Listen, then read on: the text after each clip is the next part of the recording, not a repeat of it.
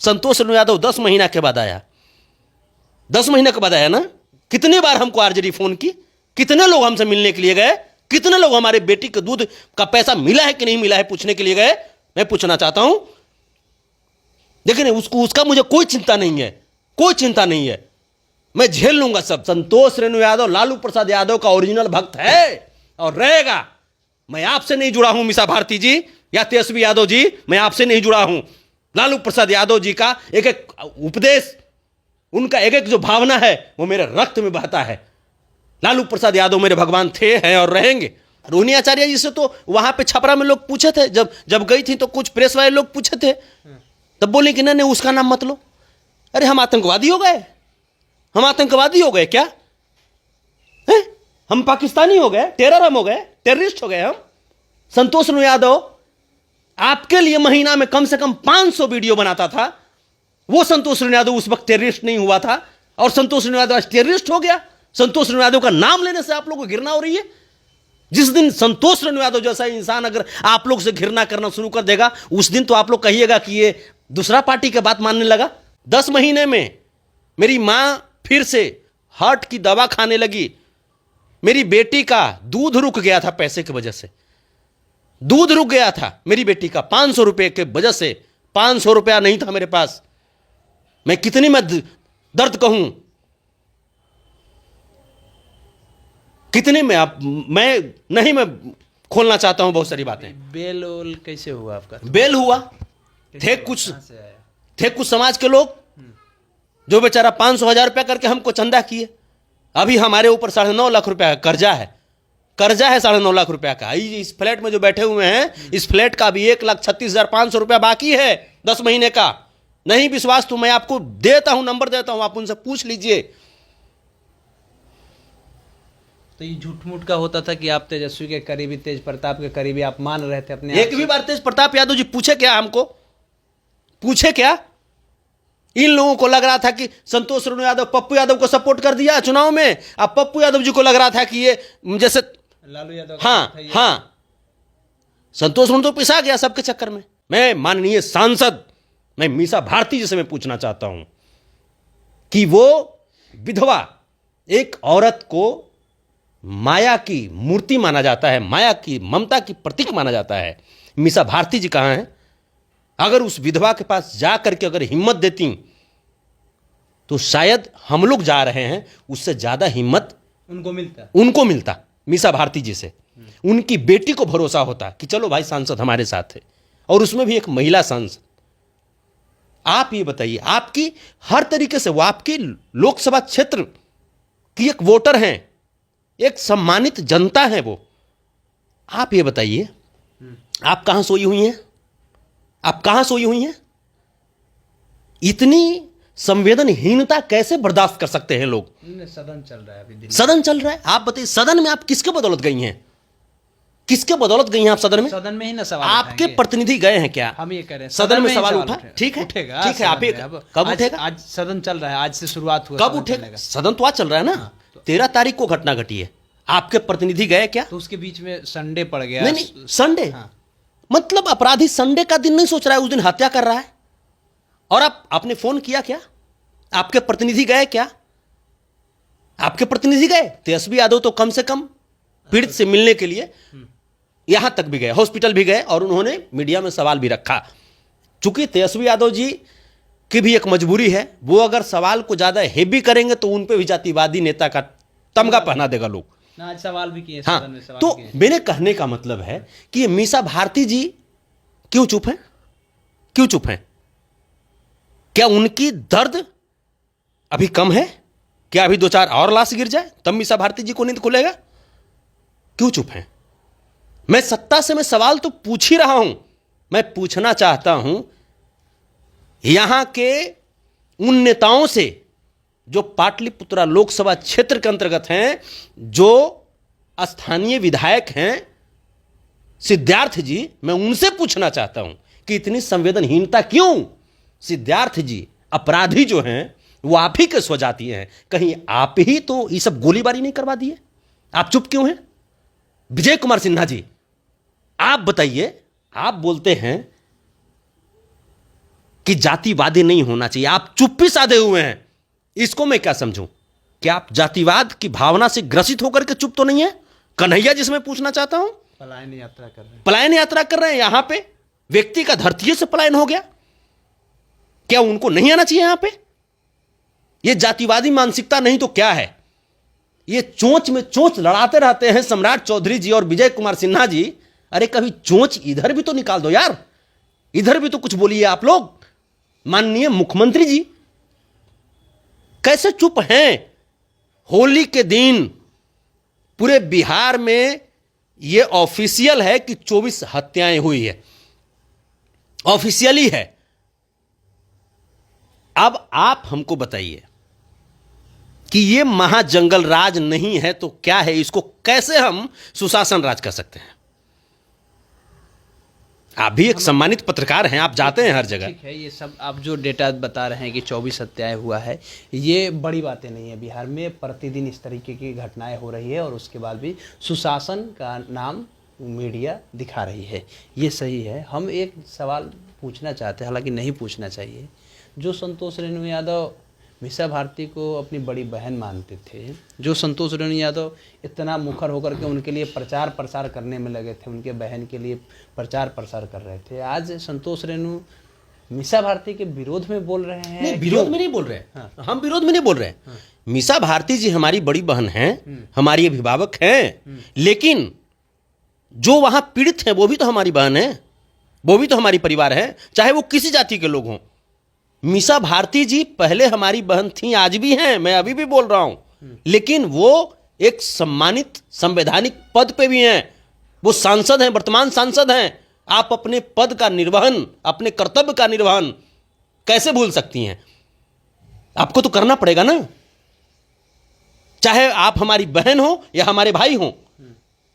आम जनमानस आपसे एक उम्मीद लगा करके आपको सांसद बनाया और आप जाकर के दिल्ली में अपने बच्चों के साथ बैठी हुई हैं।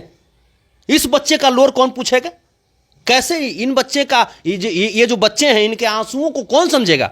संतोष रेणु यादव 10 महीना के बाद आया, 10 महीने के बाद आया ना। किसके लिए गया था जेल? क्या वहां खेत लिखाने के लिए संतोष रेणु यादव गया था? किसके लिए जेल गया था?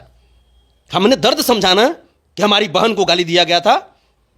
रोहिणी आचार्य जी क्या हमारी मां के गर्भ से जन्म ली थी? क्या चंदन यादव हमारा सहोदर भाई था? नहीं था ना। फिर भी हमने समाज की दर्द को समझा। 10 महीना हमने जेल में गुजारा। कितने लोग मेरे साथ खड़े हुए? कितनी बार हमको आरजेडी फोन की? कितने लोग हमसे मिलने के लिए गए? कितने लोग हमारे बेटी के दूध का पैसा मिला है कि नहीं मिला है पूछने के लिए गए? मैं पूछना चाहता हूं। लेकिन उसका मुझे कोई चिंता नहीं है, कोई चिंता नहीं है। मैं झेल लूंगा सब, क्योंकि मैं 10 महीने बाद निकलूं या 10 साल के बाद निकलूं, मेरे परिवार को यह उम्मीद था कि वो जेल में ही है, इस धरती पे कम से कम है, इस धरती से नहीं दूर गया है। आज ललन यादव इस धरती से दूर चले गए। आप बताइए उनके बच्चों को कैसे भरोसा दिलाया जाए? कैसे भरोसा दिलाया जाए कि हम लोग उनके साथ खड़े हैं? हमारे पास तो कुछ नहीं है। हमारे पैकेट में 1500 रुपया था, सब जो था सब दे दिए, और भी लोगों से दिलवाए, और भी दिलवाएंगे भी, लेकिन हम किसी संवैधानिक पद पे तो नहीं है ना। हम ज्यादा बोलेंगे, हमको फिर उठा करके ये भाजपा वाले लोग फिर जेल में डाल देंगे। आरजेडी वाले कुछ करेंगे नहीं। आरजेडी वाले आपके साथ कुछ नहीं करेंगे, कुछ नहीं किए हैं। जाकर पूछिएगा, जाकर पूछिएगा, अगर कुछ भी किए हैं तो पूछिएगा। लालू जी का कॉल, लालू जी मेरे भगवान हैं, उनका कॉल आना नहीं आना। तेजस्वी जी का कॉल नहीं आया था, मीसा भारती नहीं आया था, रोहिणी आचार्य नहीं आया था। रोहिणी आचार्य जी से तो वहां पे छपरा में लोग पूछे थे, जब गई थी तो कुछ प्रेस वाले लोग पूछे थे, तब बोले कि नहीं उसका नाम मत लो। अरे हम आतंकवादी हो गए? हम आतंकवादी हो गए क्या? है? हम पाकिस्तानी हो गए? टेरर हम हो गए? टेररिस्ट हो गए हम? संतोष रेणु यादव आपके लिए महीना में कम से कम 500 वीडियो बनाता था। वो संतोष रेणु यादव उस वक्त टेररिस्ट नहीं हुआ था, और संतोष रेणु यादव आज टेररिस्ट हो गया। संतोष रेणु यादव का नाम लेने से आप लोगों को घृणा हो रही है। जिस दिन संतोष रेणु यादव जैसा इंसान अगर आप लोग से घृणा करना शुरू कर देगा, उस दिन तो आप लोग कहिएगा कि ये दूसरा पार्टी की बात मानने लगा। लेकिन ऐसा नहीं करेगा संतोष रेणु यादव। संतोष रेणु यादव लालू प्रसाद यादव का ओरिजिनल भक्त है और रहेगा। मैं आपसे नहीं जुड़ा हूं मीसा भारती जी या तेजस्वी यादव जी, मैं आपसे नहीं जुड़ा हूं। लालू प्रसाद यादव जी का एक एक उपदेश, उनका एक एक जो भावना है वो मेरे रक्त में बहता है।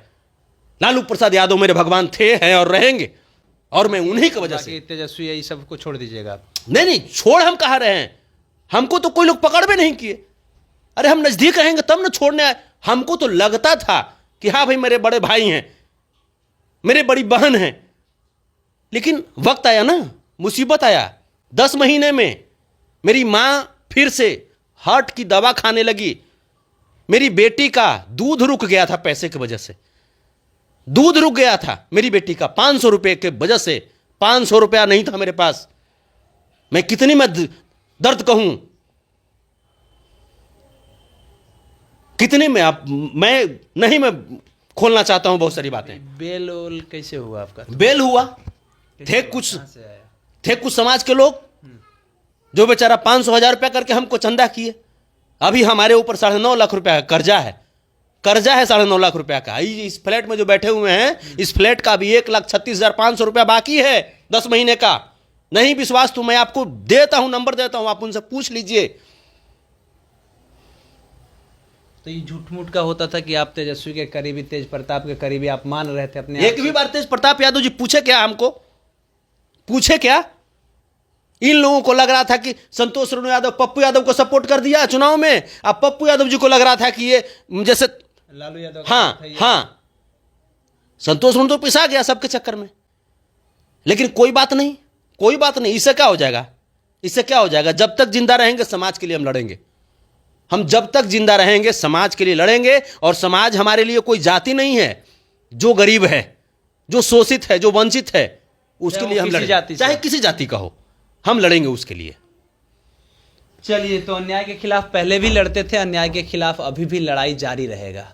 लेकिन ये जो कह रहे हैं, ये सुन करके शायद आपको भी ऐसा लग रहा होगा कि ये बनावटी बातें हैं, लेकिन ये बनावटी नहीं है। इनका ये कहना है कि पिछले 10 महीने जब हम जेल में रहे, तो उस जेल में रहने के दौरान हमारी ये हालत हो गई थी कि हमसे कोई कांटेक्ट नहीं किया। हालांकि लालू यादव को हम पहले भी मानते थे और आज भी मानेंगे। उनसे हमारा जो कनेक्शन है वो अटूट है, वो कभी टूट नहीं सकता है। लेकिन रहा बात मीसा भारती का, रोहिणी आचार्य का या तेजस्वी यादव का, तो इन लोगों से डिस्टेंस मेंटेन हम नहीं कर रहे हैं, लेकिन इन लोगों ने खुद हमको अपने आप से दूर कर दिया। हो सकता है केशव जी, हो सकता है कि तेजस्वी भैया इस वजह से हमसे कांटेक्ट नहीं किए होंगे क्योंकि उनके ऊपर तमाम ईडी सीबीआई क्या क्या लांछन लगाते रहता है लोग, बहुत तरह की। तो तेजस्वी भैया अगर नहीं किए, तेजस्वी भैया आज के 3-4 दिन पहले कॉल किए थे, उनसे बातचीत हुई। लेकिन मेन हमारी जो उम्मीद थी वो हमारी सांसद से थी, बड़ी बहन से थी, मीसा जी से थी। मीसा दीदी कहाँ चली गई? हमने तो बहुत कॉल भी किया उनको, बहुत कॉल किया है। मैं आपको अगर कहिएगा मैं आपको स्क्रीनशॉट भेज दूंगा। मैंने व्हाट्सएप पे मैंने बहुत सारा कहा। हमने कहा कि दीदी हम आपसे बात करना चाहते हैं, वो बात तक नहीं करती हैं, मैसेज नहीं देखती हैं। मैसेज तो देखती हैं, 2 दिन वो मिस्ड कॉल, 1 सेकंड वाला मिस्ड कॉल, बस खाकापूर्ति के लिए जस्ट वो मिस्ड कॉल अभी किया, तुरंत हम इधर से कॉल बैक किए, फोन नहीं उठाती हैं।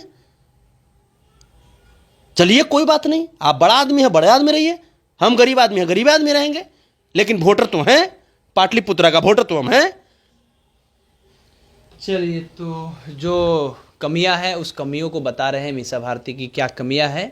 लेकिन हम बात कर रहे थे, असल जो मुद्दा है वो छिप गया। असल मुद्दा ये कि नौबतपुर में जो हत्या हुआ है ललन यादव का और उनके परिवार के लोगों का, इनका ये कहना है कि मनुवादी जो सोच के, थॉट प्रोसेस के जो लोग हैं, जो अपना दबंगई को कायम रखना चाहते हैं और वो दिन दहाड़े आकर के गोली मारकर चले जाते हैं, तो क्या ये सुशासन की सरकार है क्या? अगर नीतीश कुमार जो कहते हैं सुशासन की सरकार है, तो एक दिन में होली के दिन 24 हत्याएं कैसे हो जा रहा है?